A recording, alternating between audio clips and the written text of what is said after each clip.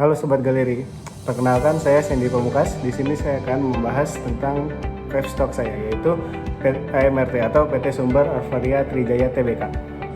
Saham AMRT atau PT Sumber Alvaria Trijaya Tbk bergerak di bidang retail atau perdagangan eceran, khususnya minimarket melalui jaringan Alfamart.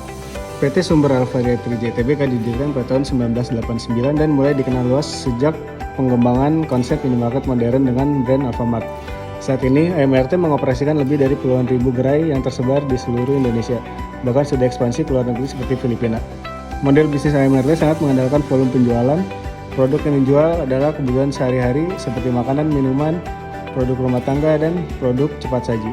Selain itu, Alfamart juga menyediakan berbagai layanan tambahan seperti pembayaran listrik, air, BPJS, top-up e-money, pengiriman paket, hingga kerjasama dengan platform digital.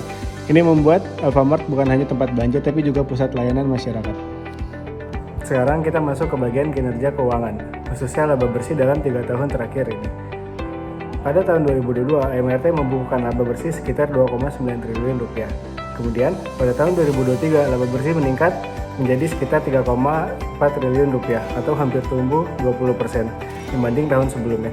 Ini menunjukkan ada pertumbuhan operasional dan ekspansi gerai yang cukup efektif. Namun pada tahun 2024 laba bersih mengalami sedikit penurunan menjadi sekitar 3,1 triliun rupiah. Penurunan ini dipengaruhi oleh peningkatan biaya operasional, tekanan margin, serta persaingan yang semakin ketat di sektor retail modern. Meskipun demikian, secara umum laba AMRT masih tergolong kuat dan stabil. Selanjutnya, kita bisa lihat dari berbagai rasio keuangan yang dipunya oleh AMRT. Yang pertama itu kita lihat dari ROE-nya atau Return on Equity. ROE AMRT berada di angka 17,74%, sedangkan rata-rata industri hanya sekitar 9,89%. Artinya, Alfamart mampu menghasilkan laba hampir 2 kali lebih besar dari modal pemegang saham dibandingkan rata-rata perusahaan di industrinya. Rasio berikutnya adalah ROA atau Return on Asset. ROA AMRT sebesar 7,66%, sementara di industri hanya 3,46%. Ini berarti aset yang dimiliki Alfamart seperti toko, gudang, dan jaringan distribusi itu jauh lebih produktif dalam menghasilkan laba dibandingkan perusahaan retail pada industrinya. Kemudian kita lihat lagi dari sisi debt to equity ratio. Di AMRT berada di 0,11 kali, sedangkan rata-rata industri sekitar 0,05 kali. Walaupun utang AMRT sedikit lebih tinggi dari rata-rata industri, nilainya masih sangat rendah dan tergolong aman. Ini berarti sebagian besar operasional dan ekspansi Alfamart masih didukung oleh modal sendiri, bukan utang besar. Dari sisi valuasi, kita bisa lihat dari PBV atau Price to Book Value. PBV AMRT berada di 4,68 kali, sedangkan industri hanya 2,70 kali. Artinya, pasar menilai saham AMRT hampir 2 kali lebih mahal dibandingkan rata-rata perusahaan retail. Ini biasa terjadi karena investor menilai kualitas bisnis, jaringan, dan prospek pertumbuhan AMRT lebih baik dibandingkan kompetitornya. Terakhir adalah PER atau Price Earning Ratio.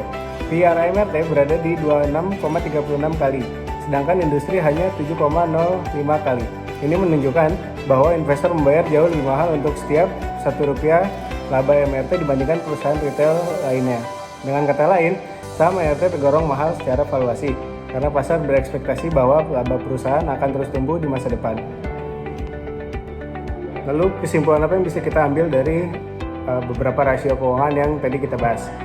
Kesimpulannya adalah, ini menunjukkan bahwa AMRT merupakan perusahaan retail yang efisien, produktif, dan stabil jika dibandingkan dengan rata-rata industri. Namun, valuasi saham relatif tinggi, menandakan bahwa pasar sudah sangat optimis terhadap kinerja dan prospek perusahaan. Oleh karena itu, keputusan investasi tidak hanya bergantung pada kualitas bisnis yang dimiliki AMRT, tetapi juga harus pertimbangkan apakah harga saham saat ini masih sesuai dengan strategi dan profil risiko masing-masing investor. Sekian stok dari saya, Sandy Pamukas. Terima kasih.